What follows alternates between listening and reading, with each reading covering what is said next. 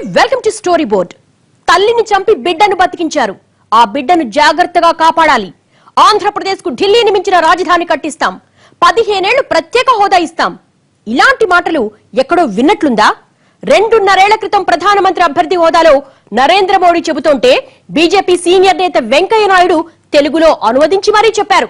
ఇదేమి అబద్ధం కాదు, అర్ధ సత్యం అసలే కాదు, అక్షరాల వాస్తవం. ఆ 7 కొండల వెంకన్న సాక్షిగా జరిగిన నిజం. అధికారం దక్కింది, నాలుక మడతబడింది. హోదాకు రకరకాల భాష్యాలల్లారు. హోదా స్థానంలో ప్యాకేజ్ వచ్చి చేరింది. కేంద్రం చెబుతున్న ప్యాకేజ్ ప్రత్యేక హోదాకు సమానమా? ప్రత్యేక హోదాను మించిన ప్యాకేజ్ ఉంటుందా?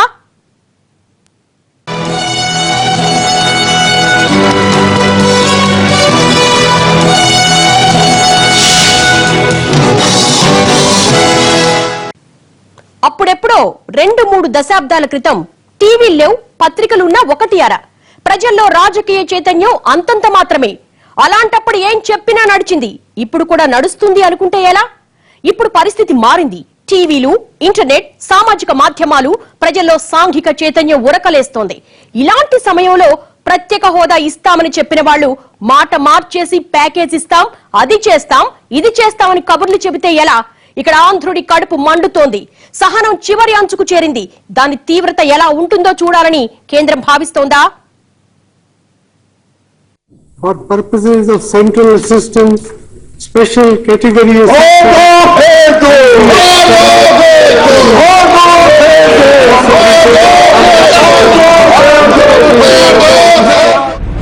ఇంతకంటే ప్రత్యక్ష సాక్ష్యం ఏం కావాలి? సమైక్య ఆంధ్రప్రదేశ్ ని విడదీస్తూ విభజిత ఆంధ్రప్రదేశ్ కు 5 ఏళ్లు ప్రత్యేక హోదా ఇస్తామని నాటి ప్రధానమంత్రి మన్మోహన్ ప్రకటిస్తే 5 ఏళ్లు కాదు 10 ఏళ్లు కావాలి అని ప్రతిపక్షంలో ఉన్న వెంకయ్య నాయుడు అడగడం అబద్ధమా?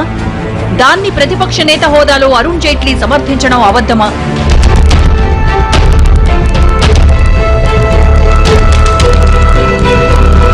ఇదంతా జరిగి శతాబ్దాలు దశాబ్దాలు గడిచినట్లు ఇప్పుడీ డ్రామాలు ఎందుకు?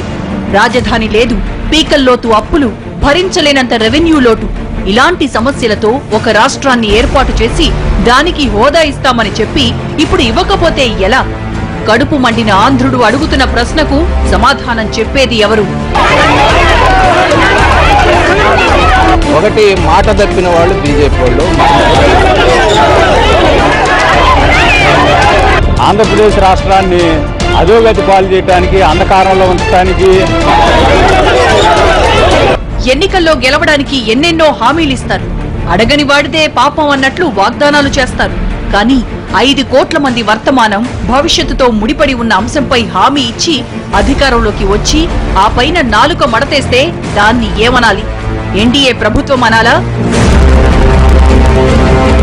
ప్రస్తుతం రాష్ట్రంలో, కేంద్రంలో అధికారంలో ఉన్న పెద్దలు రాష్ట్రానికి ప్రత్యేక హోదా ఇస్తామని, తెస్తామని చెప్పలేదా?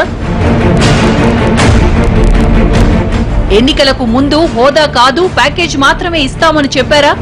ఎన్నికల మేనిఫెస్టోలో ఇదే రాశారా? హోదా ఇస్తామని చెప్పి ఇప్పుడు ప్యాకేజ్ అంటే ఇంతకంటే ద్రోహం, మోసం, వంచన ఉంటుందా? ఎవరిని మోసం చేస్తున్నారు? ఆంధ్రప్రదేశ్ ఏమైనా పొరుగు దేశమా? ప్రత్యేక హోదా ఇస్తే ఏపీ అభివృద్ధి చెందితే అది భారతదేశం అభివృద్ధి చెందినట్టు కాదా? అరుణ్ జైట్లీ ప్యాకేజీ ఇచ్చింది లేదు, హోదా కూడా చెప్పింది లేదు. హోదా నిరాకరణను ప్యాకేజీ బహుకరణలాగా చూపించేటటువంటి ఒక పెద్ద ప్రహసనం జరిగింది. ఈ హోదా అనేది ఏమి సెంటిమెంట్ కాదు, ఇది కేంద్రం యొక్క కమిట్మెంటు. దీన్ని గనక అమలు జరపకపోతే ప్రజల్లో ఒక తీవ్రమైనటువంటి అలజడి తప్పకుండా వస్తుంది. దాన్ని తెలుగుదేశం కూడా తక్కువ అంచనా వేస్తుంది. ప్రైమ్ అక్యూజ్డ్, ప్రధాన దోషం బీజేపీది అయితే అబ్బేటర్ అంటారు. దాంట్లో భాగస్వామిగా ఉన్న దోషం తెలుగుదేశం ప్రభుత్వానికి కూడా అంటుతుంది. 50,000 మంది గాంధీ సీకుల ప్రయోజనాల కోసం 40 ఏళ్లుగా నలుగుతున్న సమస్యకు పరిష్కారం చూపించారు ప్రధానమంత్రి నరేంద్ర మోడీ. బంగ్లాదేశ్ లో 3 రోజులు మకాం వేసి మమతా బెనర్జీని తీసుకెళ్లి నీటి సమస్యని, సరిహద్దు సమస్యని పరిష్కరించారు. 50,000 మంది కోసమే ఇంతగా శ్రమించిన మోడీ 5 కోట్ల మంది విషయంలో ఎందుకు మాట మారుస్తున్నారు? With regard to the 6th, a legitimate dispute or an issue had arisen, because after the statement came the report of the 14th Finance Commission, which said that only special dispensation for hill states and northeast states, and all others are to be compensated only by way of the additional revenue grant if there is a shortfall, and by the horizontal sharing of 42%. So 42 plus revenue deficit will take care of it. That's what the Finance Commission said, and we are only saying special provision only with regard to northeast and the hill states. Andhra Pradesh కు 10 ఏళ్లు కాదు 15 ఏళ్లు ప్రత్యేక హోదా ఇస్తామని తిరుపతి, భీమవరం, విశాఖ సభల్లో ఆయన చెప్పలేదా? అదే వేదిక మీద ఇప్పటి ముఖ్యమంత్రి చంద్రబాబు కూర్చోలేదా? ఇప్పుడు హోదా కాదు ప్యాకేజ్ అంటే రాష్ట్రం ఒప్పుకుంటుందని ప్రజలంతా తలూపుతారని ఎలా అనుకుంటున్నారు? ప్రజల వివేచన శక్తిని, జ్ఞాపక శక్తిని కేంద్రంలో పెద్దలు తక్కువ అంచనా వేస్తున్నారా?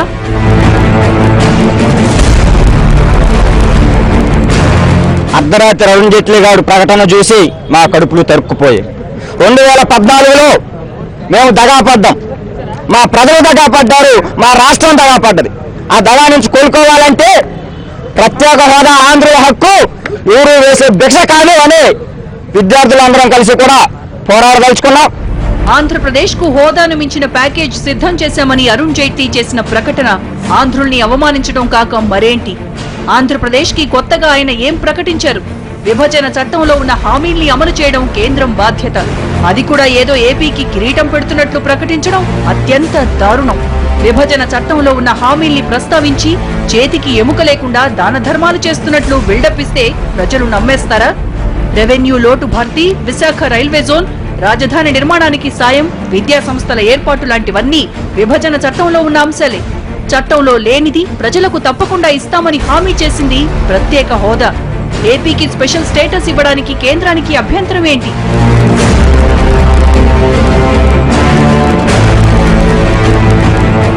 ఒక్కసారి అసెంబ్లీ తీర్మానం పెట్టండి, ప్రత్యేక హోదా రావాలి, లేకపోతే 90 రాజీనామా చేయండి. ఇంక వెంకయ్యనాయుడు మాట్లాడితే ఆయన మాట్లాడతాడు 5 సంవత్సరాలు కాదు 10 సంవత్సరాలు 15 సంవత్సరాల మధ్య మాట్లాడాడండి. ఇప్పటి నుంచి కాదు వెంకయ్యనాయుడు గారు 1973-74 మధ్యలో యూనివర్సిటీ విద్యను అప్పటి నుంచి అలాగే మోహన్ చేసాడు. ఆ మోసం పార్లమెంట్ లో కూడా మోహన్ చేస్తున్నాడు. దయించి ఆంధ్రప్రదేశ్ ప్రత్యేక హోదా తీసుకొచ్చి మాట్లాడాలని ఆంధ్రప్రదేశ్ వేదికగా తెలియజేస్తున్నాం. విభజనకు ముందు కాంగ్రెస్ నాయకత్వంలోని యూపీఏ ప్రభుత్వం తీసుకున్న నిర్ణయంతో ఆంధ్రులంతా వీధుల్లోకి వచ్చి కని విని ఎరుగని ఉద్యమం చేశారు. జెండాలు, ఎజెండాలు లేకుండా నెలల పాటు సాగింది నాటి ఉద్యమం. అంతలోనే ఎన్నికలు వచ్చాయి. 100 ఏళ్లకు పైబడిన చరిత్ర ఉన్న పార్టీలు, రాజకీయాల్లో డక్కా మొక్కీలు తిన్న నేతలు, కేంద్రంలో చక్రం తిప్పిన ప్రముఖులు ప్రజల ఆగ్రహంలో కొట్టుకుపోయారు. ఎన్నికలు ముగిసి 2 ఏళ్లు గడుస్తున్నా దాని తాలూకు గాఢత ఆ పార్టీకి సెగలు పుట్టిస్తోంది. విభజనతో ఏపీ ప్రజలకు ద్రోహం చేసిన పార్టీకి సమీపకాలంలో భవిష్యత్ కనిపించడం లేదు. ప్రస్తుతం అధికారంలో ఉన్న పార్టీలు కూడా ఇలాంటి పరిస్థితిని కోరుకుంటున్నాయా?